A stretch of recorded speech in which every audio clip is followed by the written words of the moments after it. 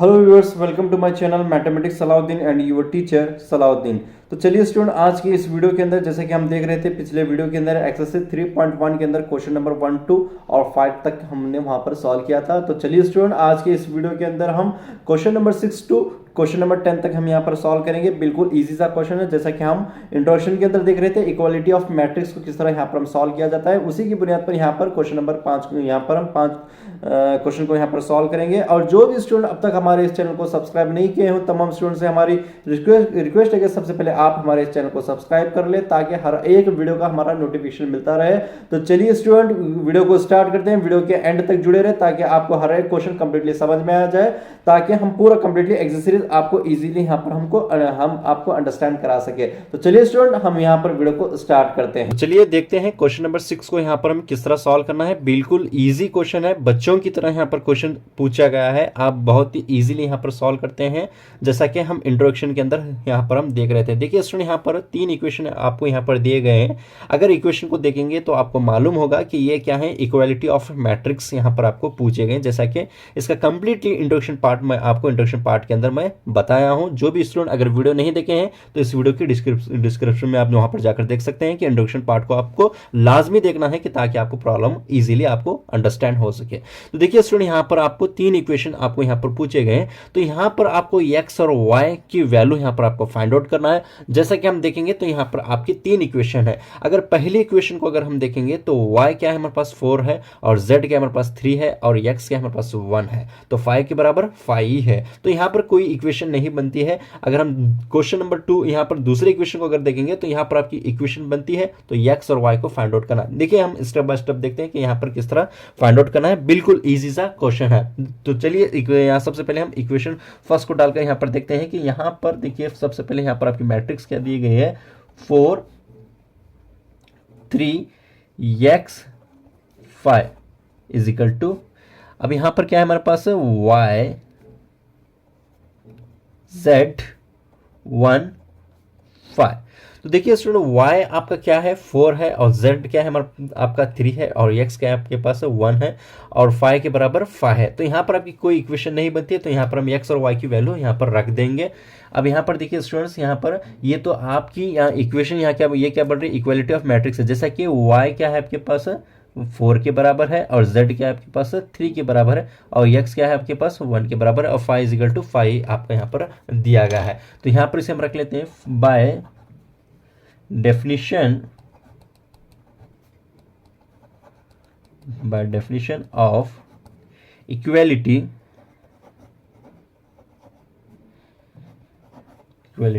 of matrix। तो चलिए student, यहाँ पर देखिए y आपका क्या है 4 ही होगा, क्योंकि यहाँ पर y यहाँ पर इक्वालिटी ऑफ मैट्रिक्स है। तो यहाँ पर आपको इक्वेशन यहाँ पर फाइंड आउट करने की जरूरत नहीं है, क्योंकि यहाँ पर एक ही आपको डिजिट दिया गया है, y क्या होगा आपका 4 ही होगा। और उसी तरह यहाँ पर हम देखेंगे तो z क्या होगा आपके पास z 3 होगा, और x क्या होगा आपके पास 1 होगा। तो चलिए यहाँ पर हम दूसरी इक्वेशन को यहाँ पर फाइंड आउट करेंगे। तो दूसरी इक्वेशन यहाँ पर हम डाल लेते हैं। दूसरी इक्वेशन को यहाँ पर फाइंड आउट करेंगे। तो चलिए दूसरी इक्वेशन यहाँ पर रख लेते हैं, x plus y 5 plus z 2xy is equal to 6 2 5 8। तो देखिए स्टूडेंट, यहाँ पर आपको एक चीज यहाँ पर समझना होगा कि x plus y is equal to आपका 6 होगा। तो x यहाँ पर आपका 4 हो सकता है, y आपका 2 हो सकता है, या फिर y आपका 4 हो सकता है, तो x आपका 2 होता है। तो यहाँ पर आपको फाइंड आउट करना होगा। अगर यहाँ पर देखेंगे तो यहाँ पर आपको फाइंड आउट करने की जरूरत नहीं हुई, क्योंकि यहाँ पर एक ही डिजिट यहाँ पर दिया गया था।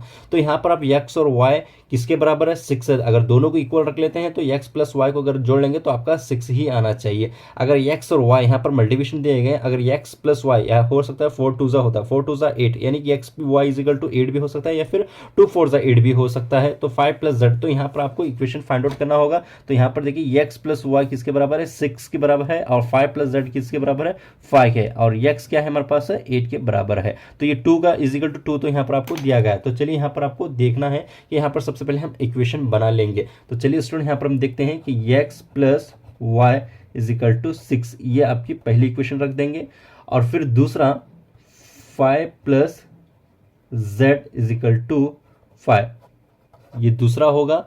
अब फिर उसके बाद में x plus x into y is equal to 8।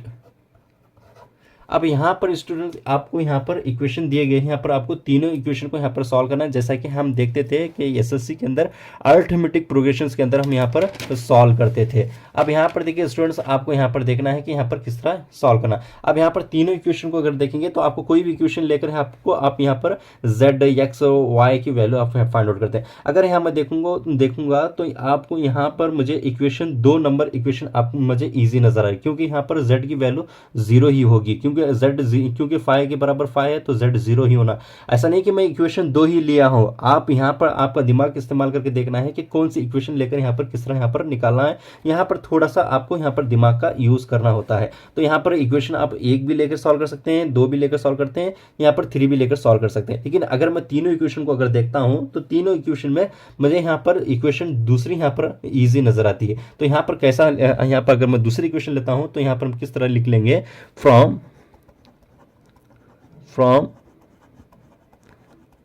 Equation 2।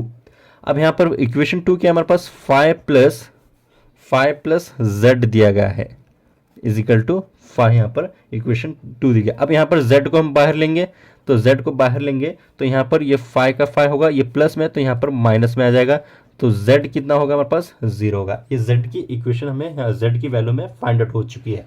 अब यहाँ पर देखिए, यहाँ पर इक्वेशन तीसरी लेकर हम यहाँ पर x को यहाँ पर फाइंड आउट करके देखते हैं कि यहाँ पर किस तरह फाइंड आउट करना है। तो चलिए स्टूडेंट, यहाँ पर हम फ्रॉम इक्वेशन को रख लेते हैं, फ्रॉम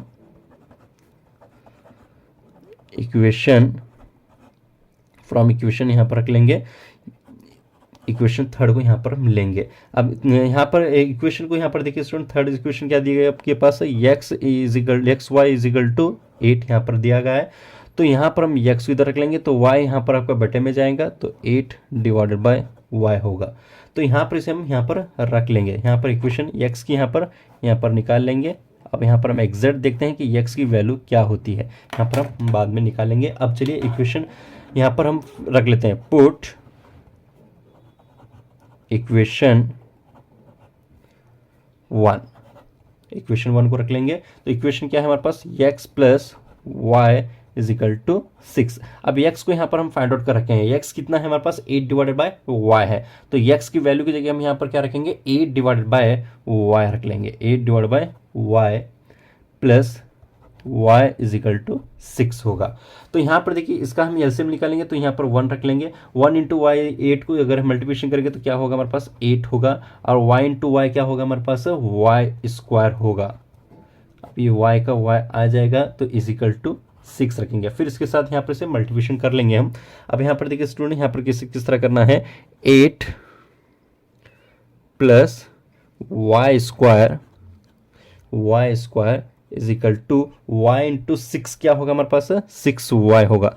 अब ये क्या बन रही है हमारी, एक क्वाड्रिक इक्वेशन बन रही है, जैसा कि हम एसएससी के अंदर देखते थे कि क्वाड्रिक इक्वेशन को यहाँ पर किस तरह यहाँ पर फाइंड आउट करना है। जैसा कि पावर देखेंगे तो पावर 2 है, पावर 1 है, पावर 0, इसे यहाँ पर हम इसे सीरियल वाइज यहाँ पर रखेंगे, पावर 2 और पावर 1 और पावर 0 को यहाँ पर रख लेंगे। सबसे पहले यहाँ पर y स्क्वायर, ये क्या होगा प्लस में होगा तो अंदर लेंगे, इसे माइनस में हो जाएगा, 6y बचा के हमारे पास सिर्फ 8 ही बच गया, प्लस 8 इज इक्वल टू 0। ये हमारे पास क्या बन रही है, एक क्वाड्रिक इक्वेशन बन रही है। अगर क्वाड्रिक इक्वेशन बन रही है तो क्वाड्रिक इक्वेशन की फॉर्मूले को रख लेते हैं हम, ax square plus bx plus c is equal to 0। अब यहाँ पर देखिए a आपका 1 होगा, b आपके पास -6 होगा, c आपके पास 8 होगा। अब यहाँ पर हम वैल्यू को फाइंड आउट करेंगे, जैसा कि हम एसएससी के अंदर इस तरह के प्रॉब्लम को हम यहाँ पर सॉल्व कर चुके हैं। अब यहाँ पर देखिए a 1 है और आपका b 6 है और c 8 है, a और c को हम मल्टीप्लिकेशन करेंगे तो 8 आएगा और आपका सम 6 ही आना है। तो यहाँ पर आपको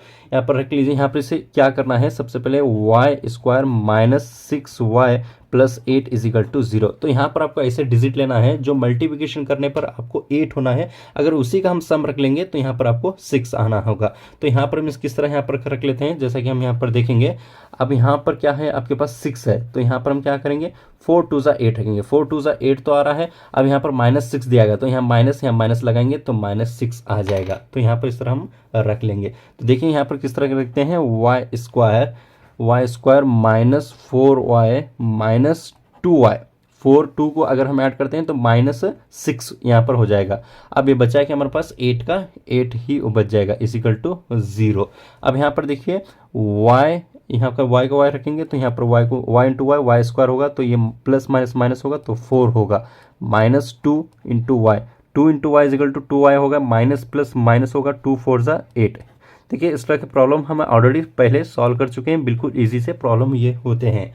अब यहाँ पर देखिए y की वैल्यू कितनी है हमारे पास, यहाँ पर एक 4 आ गई, और यहाँ पर और एक दूसरी वैल्यू क्या है हमारे पास, y -2। यहाँ पर अंदर वाले दोनों इक्वल होते हैं और बाहर वाला y -2 इजिकल टू 0 होगा। अब यहाँ पर देखिए स्टूडेंट्स, अगर माइनस होगा तो यहाँ पर इसमें आंसर को प्लस में रख लेंगे। अब यहाँ पर देखिए व्हेन y -4 इजिकल टू 0 होता है तो y इजिकल टू 4 होगा, y इजिकल टू आपका 4 होगा। अब फिर उसके बाद यहाँ पर देखिए when y is equal to 2 is equal to 0 तो y इजिकल टू 2 ये आपका हो जाएगा। अब यहाँ पर x को हम यहाँ पर ऑलरेडी यहाँ पर ले चुके हैं। अब यहाँ पर x कितना है हमारे पास, 8 डिवाइड बाय y यहाँ पर आपको दिया गया है। अब यहाँ पर x की वैल्यू को हम यहाँ पर फाइंड आउट करके देखते हैं कि x की वैल्यू को यहाँ पर किस तरह यहाँ पर निकाला जाता है। तो चलिए स्टूडेंट यहाँ पर रख लेते हैं व्हेन y को पहले अगर y को 4 रख लेकर देखते हैं तो आपका आंसर क्या होगा। यहाँ पर हम देखेंगे y इजिकल टू 4 होगा, तो x इजिकल टू यहाँ पर हम देखना है कि x क्या होगा, 8 divide by y। x is equal to 8 divide by 4, तो 4 2 ज़ा 8, तो x क्या होगा हमारे पास 2, यहाँ पर आपका आंसर आ जाएगा। अगर उसी तरह हम y को अगर हम 2 कर रख लेके देखते हैं तो x आपका 4 आएगा। व्हेन तो यहाँ पर हम क्या रखेंगे, ये y को 2 लेकर देखते हैं, y क्या होगा हमारे पास 2 होगा, तो x is equal to 8 divide by y, x is equal to 8 divide by 2, 2 4 ज़ा 8 इजिकल टू 4, तो x यहाँ पर 4 होगा। तो यहाँ पर आपकी इक्वेशन यहाँ पर फाइंड आउट हो गई। तो x कितना है आपके पास, यहाँ पर हम रख लेंगे इधर, यहाँ पर रख लेंगे इधर x इजिकल टू 2 होगा, x इजिकल टू 2 और y इजिकल टू 4। y कितना है 4। अब यहाँ पर देख सकते हैं x कितना था हमारे पास, x कितना है हमारे पास 2 है, और y कितना है 4। अगर दोनों को इक्वल रखते हैं तो 6 होगा, तो 6 इजिकल टू 6 यहाँ पर आपका आंसर हो जाएगा। इसी तरह यहाँ पर आपको वैल्यू को यहाँ पर निकालना है। अगर हम y को 2 भी रखेंगे तो यहाँ पर x 4 हो जाएगा, तो दोनों इक्वल करेंगे तो 6 हो जाएगा, यानी कि y 4 भी है, यहाँ पर 2 भी यहाँ पर आपको दिया गया है। अब यहाँ पर z कितना है आपके पास, z कितना है आपके पास 0 यहाँ पर दिया गया है। अब यहाँ पर दोनों इक्वेशन को रखेंगे on x is equal to 4, x is equal to 4, y is equal to 2, y is equal to 2, z is equal to 0। तो यहाँ पर इस तरह यहाँ पर आपको फाइंड आउट करना है कि जैसा कि x 2 है और y 4 है, z कितना है 0 आया। अगर हम x 4 भी लेंगे तो इक्वल टू हमारा 2 ही मिलता है, तो 2 प्लस 4 को ऐड करेंगे तो 6 होगा, तो 4 प्लस 2 को ऐड करेंगे तो 6 होगा। तो ये यहाँ हमारे पास इक्वेशन 2 का यहाँ हमें फाइंड आउट हो चुका है। अब चलिए यहाँ पर हम देखते हैं कि थर्ड को यहाँ पर हम किस तरह यहाँ पर फाइंड आउट करना है। तो देखिए अब यहाँ पर हम थर्ड इक्वेशन को यहाँ पर हम फाइंड आउट करेंगे। जैसे कि यहाँ पर थर्ड इक्वेशन को यहाँ पर आप देख सकते हैं कि यहाँ पर हम थर्ड इक्वेशन को यहाँ पर लिखे हैं। अब थर्ड इक्वेशन को यहाँ पर हम देखते हैं कि यहाँ पर थर्ड इक्वेशन को किस तरह सॉल्व करना है। बिल्कुल उसी तरह जैसा कि x और y की वैल्यू को फाइंड आउट करें, अब यहाँ भी हम x और y की वैल्यू को फाइंड आउट करना है। तो चलिए यहाँ पर हम रख लेते हैं इक्वेशन थर्ड है हमारी x plus y plus z, x plus y, y plus z 9 5 7। अब यहाँ पर देखिए x प्लस यहाँ पर कितना है हमारे पास y इजिकल टू 9 है, x plus y is equal to 5 होगा, y plus z is equal to 7 होगा। तो यहाँ पर x की कोई एक वैल्यू यहाँ पर आपको फाइंड आउट करना है, y की कोई एक वैल्यू आपको यहाँ पर फाइंड आउट करना है और z की कोई एक वैल्यू आपको यहाँ पर फाइंड आउट करना है। अगर इनको तीनों को अगर हम इक्वल रख लेंगे तो इजिकल टू में आपको 9 मिलना है। जैसा कि अगर यहाँ पर हमारे पास x 3 है, y 5 है, z 1 है, तो अगर हम तीनों को जोड़ लेते हैं तो 9 होता है। तो यानी कि इक्वालिटी ऑफ मैट्रिक्स यहाँ पर वो यहाँ पर फाइंड आउट करके देना है। अब यहाँ पर इसमें रख लेंगे by definition of equality of matrix. अब यहाँ पर देखेंगे हम इसे किस तरह यहाँ पर तीन इक्वेशन यहाँ पर बनते हैं, x plus y plus z कितना है हमारे पास 9 है, तो ये पहली इक्वेशन हम यहाँ पर रख देंगे। और दूसरा x plus y is equal to 5, ये किसका है, दूसरी इक्वेशन है। और फिर उसके बाद में y प्लस जेड, ये क्या है हमारे पास 7 है। तो यहाँ पर तीन इक्वेशन आपके यहाँ पर बनते हैं। अब तीनों इक्वेशन को यहाँ पर लेकर हमें यहाँ पर सॉल्व करना है कि यहाँ पर किस तरह यहाँ पर ये यहाँ पर हम सॉल्व करते हैं। देखिए स्टूडेंट, यहाँ पर हम इक्वेशन अगर 2 को देखेंगे तो यहाँ पर बिल्कुल इजी सा यहाँ है। अगर हम यहाँ पर इक्वेशन को किस तरह यहाँ पर रखना है देखेंगे। देखिए स्टूडेंट, यहाँ पर किस तरह रखेंगे, फ्रॉम फर्स्ट इक्वेशन को यहाँ पर हम सॉल्व करना है। अब यहाँ पर हम दूसरी इक्वेशन को यहाँ पर रख लेकर देखेंगे कि यहाँ पर पहली इक्वेशन को किस तरह यहाँ पर सॉल्व करना है। फ्रॉम इक्वेशन 1 एंड 2, दो इक्वेशन को यहाँ पर लेंगे। अब यहाँ पर हम अब यहाँ पर दूसरी इक्वेशन को यहाँ पर हम रख लेते हैं। तो x plus y is equal to 5 in equation 1 है। अब यहाँ पर देखिए स्टूडेंट, यहाँ पर आपको किस तरह यहाँ पर फाइंड आउट करना है। अब यहाँ पर हम देखेंगे तो यहाँ पर देखिए student, x plus y is equal to क्या है आपके पास 4 है, यानी कि x और y इजिकल टू क्या है आपके पास 5 है। हम पहली इक्वेशन को यहाँ पर उतार लेते हैं। पहली इक्वेशन को रख लेंगे y प्लस, यहाँ पर हम आगे पीछे भी रख सकते हैं, कोई मसला नहीं है। तो z इजिकल टू 9, ये y का y होगा। अब x plus y is equal to यहाँ पर आपको 5 दिया गया है, तो यहाँ पर क्या रखेंगे, x की बजाय हम 5 रखेंगे। x प्लस वाई यहाँ पर आपको दिया गया है, y प्लस 4 को हम यहाँ पर रख लेंगे। अब यहाँ पर बचा क्या हमारे पास, x प्लस जेड। तो x प्लस जेड को हम यहाँ पर देखिए स्टूडेंट, x प्लस सॉरी यहाँ पर हम x प्लस जेड रखना था, हम x प्लस जेड नहीं रखे। देखिए स्टूडेंट, यहाँ पर x प्लस जेड रखना है हमें, x प्लस जेड को हम यहाँ पर नहीं रखे हैं, जैसा कि x प्लस जेड जैसा कि इक्वेशन के अंदर हमारा x प्लस जेड होगा। तो यहाँ पर देखिए स्टूडेंट्स, x प्लस जेड कितना है आपके पास 5 है, तो इजिकल टू 9 होगा। तो x प्लस 5 इजिकल टू कितना हो रहा है हमारे पास 9 हो रहा है। तो y को यहाँ पर हम फाइंड आउट करेंगे, y इजिकल टू कितना होगा, ये 9 को 9 लेंगे, ये प्लस है तो माइनस में हो जाएगा -5। y इजिकल टू 9 में अगर 5 जाता है तो ये 4 आ जाएगा, यानी कि y आपका यहाँ पर फाइंड आउट हो चुका है। y कितना है आपके पास 4 यहाँ पर आपको दिया गया है। अब चलिए यहाँ पर दूसरी, यहाँ पर y फाइंड आउट हो गया। अब यहाँ पर उसी तरह z और यहाँ पर x को यहाँ पर हम फाइंड आउट करेंगे। अब दूसरी यहाँ पर देखते हैं कि फ्रॉम इक्वेशन 1 एंड 3 को लेंगे। अब यहाँ पर हम किसे रखते हैं देखेंगे, यहाँ पर अगर हम देखेंगे तो मालूम होता है कि y प्लस जेड कितना है हमारे पास z है, तो यहाँ पर y प्लस जेड को यहाँ पर रख लेंगे। तो y प्लस जेड कितना होता है हमारे पास 7 होता है, y प्लस जेड कितना होता है हमारे पास 7 होता है। तो यहाँ पर इजीली यहाँ पर आपको देखना है कि सिर्फ यहाँ पर थोड़ा माइंड का इस्तेमाल करना है कि देखना है कि यहाँ पर किस तरह वैल्यू को हम यहाँ पर फाइंड आउट करते हैं। यहाँ तो यहाँ पर y प्लस जेड को हम रखेंगे, तो यहाँ पर आप थोड़ी देर के लिए y प्लस जेड कितना है आपके पास 7 है। अब उसी तरह वही इक्वेशन को यहाँ पर उतार लेंगे हम। पहली इक्वेशन को यहाँ पर हम लेते हैं, x plus y plus z is equal to 9। तो यहाँ पर देखिए स्टूडेंट्स, y प्लस जेड आपका 7 है, तो ये x का यस रखेंगे, y प्लस जेड कितना है आपके पास 7 है, is equal to 9, is equal to 9। x is equal to 9 plus 7, तो यहाँ पर 9 में 7 निकालेंगे तो ये आपका 2 हो जाएगा। अब चलिए इक्वेशन दो यहाँ पर हम फिर उसके बाद में y को फाइंड आउट करें, x को फाइंड आउट करें। अब यहाँ पर हम देखते हैं कि z को किस तरह यहाँ पर फाइंड आउट करना है। फ्रॉम इक्वेशन 2 को यहाँ पर देखते हैं। अब यहाँ पर x, तो हम यहाँ पर हम x को लेकर यहाँ पर फाइंड आउट करेंगे। Putting x is equal to 2। अब यहाँ पर देखिए, यहाँ पर इक्वेशन को, यहाँ पर हम दूसरी इक्वेशन को यहाँ पर लेते हैं, जैसा कि x फाइंड आउट होगा, y फाइंड आउट होगा।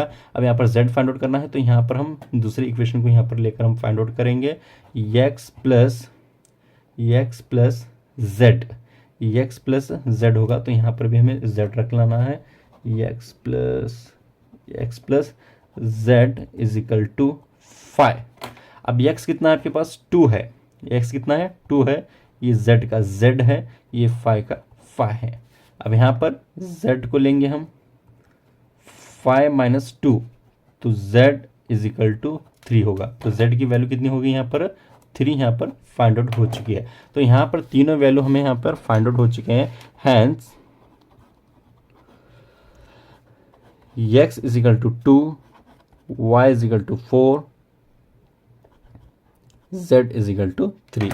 यहाँ पर x कितना है हमारे पास, 2 है, y कितना है, z है। अगर इसे तीनों को हम यहाँ पर जोड़ लेते हैं तो आपका आंसर इक्वल आना चाहिए। तो यहाँ पर देख सकते हैं x 2 है और y z 4 है। यहाँ पर हम 3 को जोड़ लें तो 9 होता। तो x कितना है आपके पास, x 2 है और z कितना है हमारे पास, 3 है। 2 + 3 होगा तो 5 होगा। तो इसी तरह यहाँ पर हम जोड़ लेंगे तो यहाँ पर इसके इक्वल आना चाहिए। देखिए स्टूडेंट, यहाँ पर आपको इस तरह यहाँ पर फाइंड आउट करना है, जैसा कि हम यहाँ पर देख रहे थे कि कंप्लीटली क्वेश्चन को यहाँ पर किस तरह सॉल्व किया जाए। देखिए स्टूडेंट, इस तरह के क्वेश्चंस आपको 4 मार्क्स के लिए एग्जाम के अंदर पूछे जा सकते हैं। क्वेश्चन नंबर 7 को हम यहाँ पर देखते हैं कि find the value of a, b, c and d from the equations a minus B, 2a plus C, 2a minus B, 3c plus A is equal to, यहाँ पर क्या है, इसके बराबर यहाँ पर दिया गया है। a plus B is equal to आपका -1 ही आना चाहिए। अगर a माइनस बी को अगर हम जोड़ लेंगे तो आपका -1 आना चाहिए। जैसे कि 2 - 1 इज इक्वल टू -1 होता है। तो यहाँ पर a की वैल्यू और b की वैल्यू आपको फाइंड आउट करना है। यानी कि ये भी जिस तरह क्वेश्चन नंबर 6 को हम सॉल्व करें, बिल्कुल उसी तरह क्वेश्चंस यहाँ पर दिया गया है। ये भी क्या है, इक्वालिटी ऑफ मैट्रिक्स यहाँ पर आपके दिए गए हैं। जैसा कि यहाँ पर आप a माइनस बी किसके बराबर है, 1 के बराबर है, और 2a प्लस सी किसके बराबर है, 5 के बराबर है, और ये आपका 0 होगा। तो ये आपका यहाँ पर 3 यहाँ पर आपको दिया गया है। देखिए यहाँ पर हम इक्वेशन को डाल लेते हैं। यहाँ पर किस तरह यहाँ पर इक्वेशन को डालकर हम सॉल्व करेंगे। तो चलिए student, a minus B is equal to -1 होगा। फिर इसके बाद यहाँ पर देखिए, ये आपकी इक्वेशन 1 बन गई। 2a plus C is equal to 5, ये आपकी इक्वेशन 2 यहाँ पर बन जाती है। अब यहाँ पर तीसरी इक्वेशन को अगर देखेंगे तो 2a minus B is equal to 0, equation 3। अब यहाँ पर 3c minus D is equal to 30, ये इक्वेशन 4 है आपकी बन गई।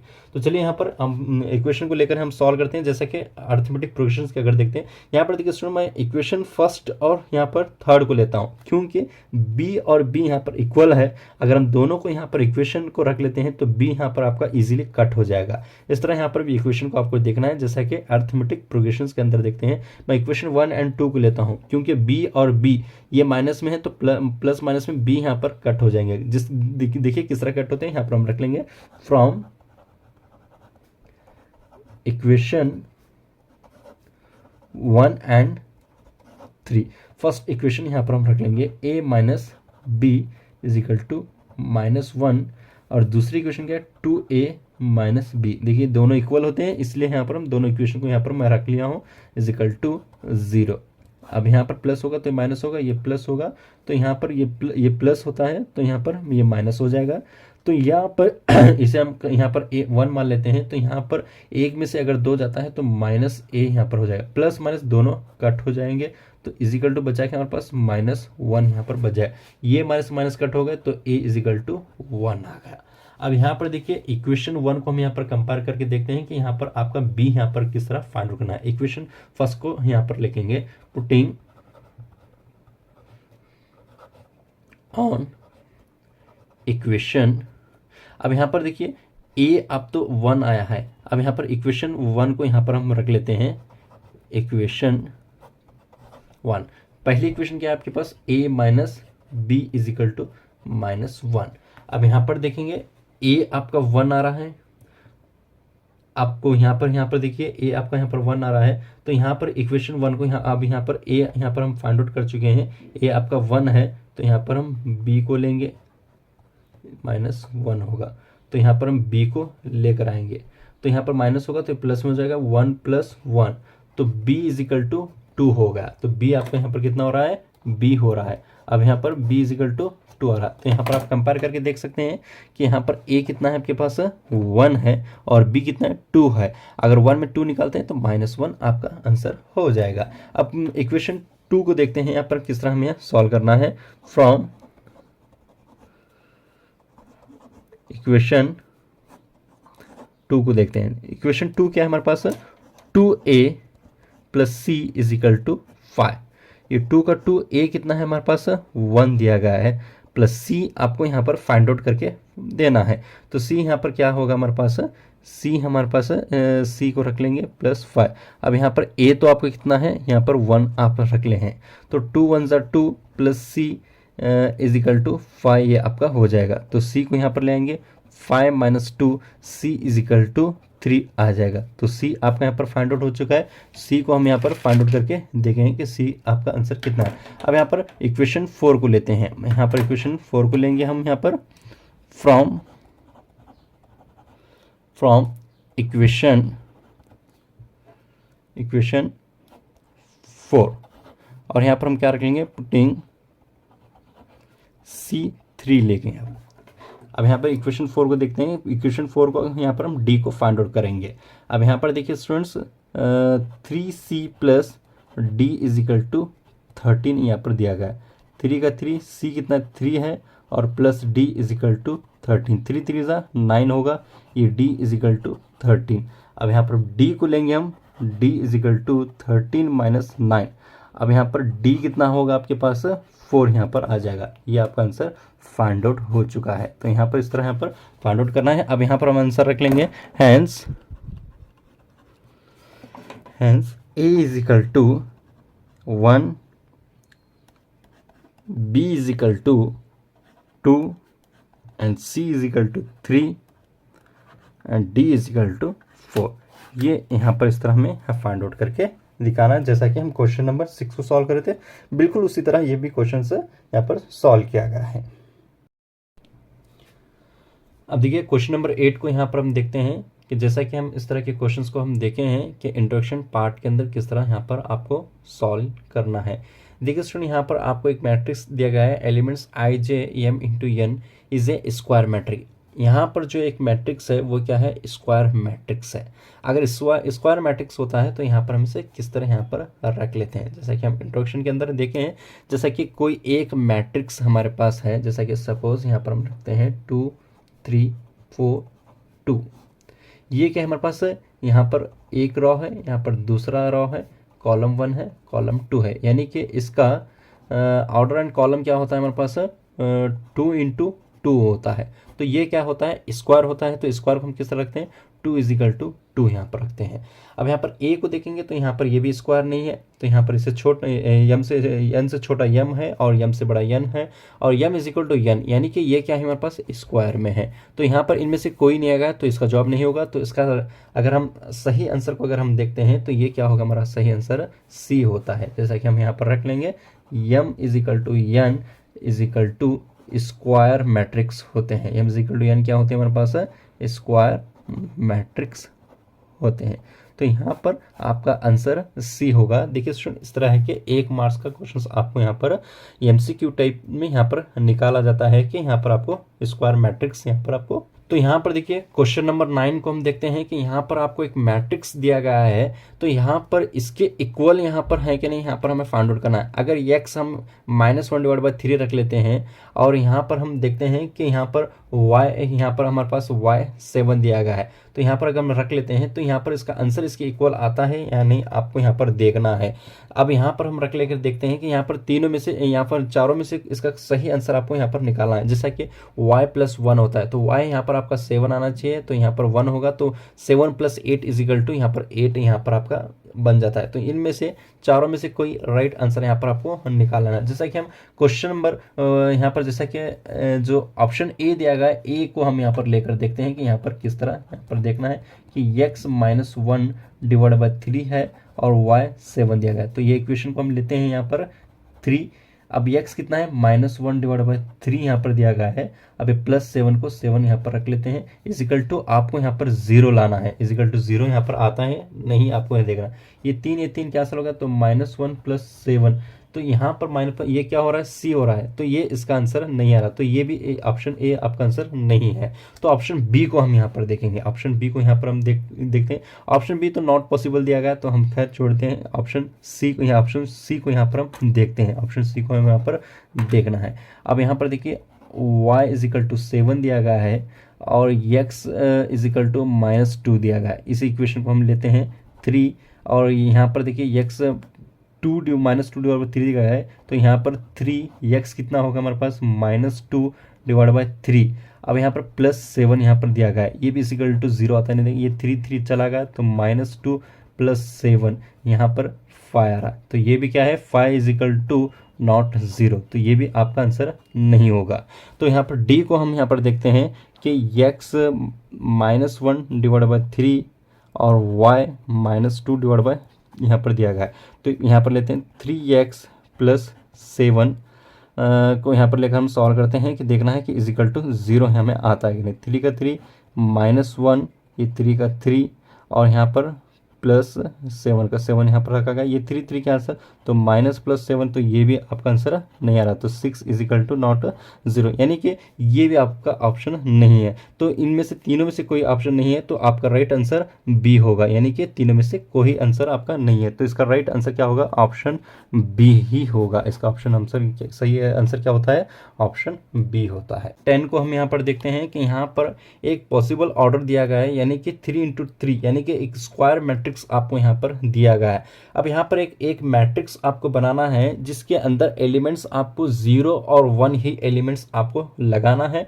और वो भी मैट्रिक्स आपका 3 × 3 ऑर्डर में होना, यानी कि स्क्वायर मैट्रिक्स आपका होना चाहिए। तो इनमें से राइट आंसर आपको निकालना है। जैसा कि अगर हम देखेंगे तो जैसा कि फर्स्ट ईयर के अंदर हम पैरामीटराइजेशन अरेंजमेंट के अंदर हम देखते हैं कि यहाँ पर किस तरह आंसर को हम यहाँ पर निकालते हैं, जैसा कि हम पैरामीटल अरेंजमेंट के अंदर देखते हैं। जैसा कि एसएलसी के अंदर देखेंगे तो प्रोबेबिलिटी के अंदर भी इस तरह के क्वेश्चंस को हम यहाँ पर सॉल्व कर चुके हैं। जैसा कि यहाँ पर हम देखते हैं कि एक आपका यहाँ पर स्क्वायर मैट्रिक्स है, यहाँ पर एक स्क्वायर मैट्रिक्स है। अब यहाँ पर हमसे एलिमेंट्स इस तरह रखेंगे।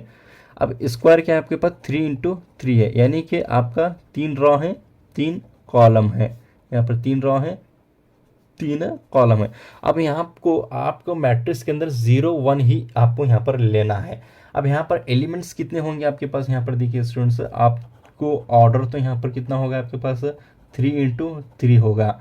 एलिमेंट्स कितने हैं आपके पास, यहाँ पर एलिमेंट्स 9 है। तो यहाँ पर देख सकते हैं 1 2 3 4 5 6 7 8 9 आपके यहाँ पर एलिमेंट्स है। अब यहाँ पर एलिमेंट्स के अंदर आपको यहाँ पर 0 1 ही लगाना है। अब यहाँ पर मैं एक बार 0 लगाता हूँ तो 1 1 1 1 1 1 1 1, ये आपका स्क्वायर मैट्रिक्स होगा। हो सकता है हम यहाँ इस तरह भी लगा सकते हैं 1 0 0 0 0 0 0 0 0। अब यहाँ पर हम इस तरह भी लगा सकते हैं 1 1 0 0 0 0 0 0 0। देखिए इसमें यहाँ पर कितने चाहे हम यहाँ पर लगा सकते हैं, जैसा कि यहाँ पर 1 और 9 के लिए यहाँ का आगा। अब इसका आंसर हमें किस तरह यहाँ पर निकालना है, देखिए इसमें यहाँ पर 0 और 1 यानी कि 2 एलिमेंट्स आपको यहाँ पर दिए गए हैं। जैसा कि हम यहाँ पर प्रोबेबिलिटी 10th स्टैंडर्ड के अंदर में एक चैप्टर देखते थे कि प्रोबेबिलिटी किस तरह यहाँ पर निकाल, जैसा कि पैरामीटराइजेशन, जैसा कि फर्स्ट ईयर के अंदर हम इस तरह के यहाँ पर देखे हैं। यहाँ पर हम लिख लेते हैं पैरामीटराइजेशन से, तो यहाँ पर आपको किस तरह यहाँ पर देखना है कि यहाँ पर हम इसे अरेंजमेंट में रख देंगे। सबसे पहले यहाँ पर हम अब यहाँ पर हम एक 9 बॉक्स बना लेंगे, 1 2 3 4 5 6 7 8। अब यहाँ पर आपको 0 1 दिया गया, यानी कि 2 एलिमेंट्स आपके यहाँ पर होंगे। अब यहाँ पर 2 एलिमेंट्स यहाँ पर होंगे। अगर आपके 3 एलिमेंट्स होंगे तो यहाँ पर किस तरह रखना देखिए आप। अब यहाँ पर 2 एलिमेंट्स आपके दिए गए हैं, तो यहाँ पर हम 2 रख लेंगे। आपके 2 एलिमेंट्स होंगे तो 2 रख लेंगे, अगर 3 एलिमेंट्स होंगे तो 3 रख लेंगे। अब इनको पूरों को यहाँ पर मल्टीप्लिकेशन करना है। 2 2 4 4 2 8 8 2 16 16 2 32 32 यहाँ पर इसे मल्टीप्लिकेशन करते हुए यहाँ पर जाना है, यानी कि 2 की वैल्यू कितनी होगी 9 होगी। तो 2 को यहाँ पर मल्टीप्लिकेशन करेंगे तो यहाँ पर आपको मल्टीप्लिकेशन यहाँ पर 2 को करने पर कितना होगा हमारे पास 512 आपका राइट आंसर यहाँ पर हो जाएगा, यानी कि आपका राइट आंसर ऑप्शन डी होगा, 512 आपका आंसर यहाँ पर होगा। आई होप आप तमाम स्टूडेंट को समझ में आया होगा। जो भी स्टूडेंट का अगर कोई डाउट है तो वह कमेंट्स के जरिए पूछ सकते हैं, और इस वीडियो के डिस्क्रिप्शन के अंदर हम अपना व्हाट्सएप ग्रुप लिंक भी डाले हैं, आप वहाँ पर भी आकर अपने क्वेश्चंस को रख सकते हैं। Thank you.